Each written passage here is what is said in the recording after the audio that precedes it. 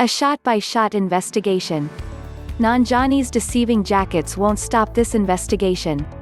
Netflix. The Lovebirds, the new romantic comedy Netflix acquired after the coronavirus foiled its theatrical release, stars Issa Rae and Kumail Nanjiani as a couple on the brink of a breakup who manage to get themselves embroiled in a murder mystery.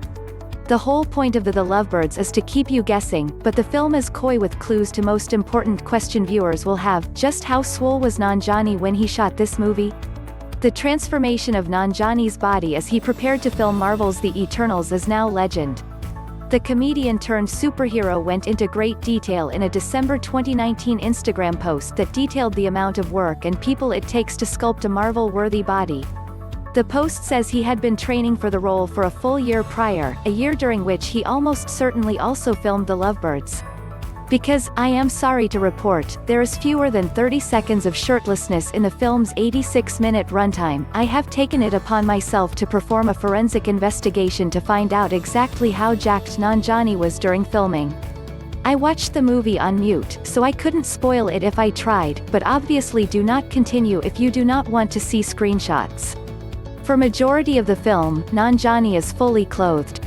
The last 50 minutes of the movie feature him wearing two different jackets, reproduced below for the sartorially interested. Netflix. Nanjiani's hands do look great in that second picture. Perhaps like they've seen some weights. But these jackets, unfortunately, mean that for the purposes of this investigation, 2/3 of the movie is barred from visual testimony. Luckily, in the first half hour of the film, Nanjiani wears a fairly tight sweater that supplies some useful documentation. Netflix. First, we have this shot of Nanjiani in profile, which is perhaps the least forgiving angle possible. While his chest and back here aren't at the levels of swollenness they would come to be, they're definitely pleasantly defined, which suggests he had begun his journey to being absolutely shredded. More evidence below.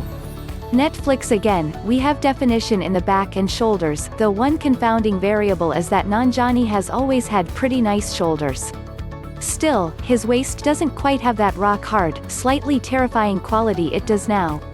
Instead, here he looks like a man who works out but wouldn't necessarily judge you for eating cookies for dinner, just this once. Up next is perhaps my most important data.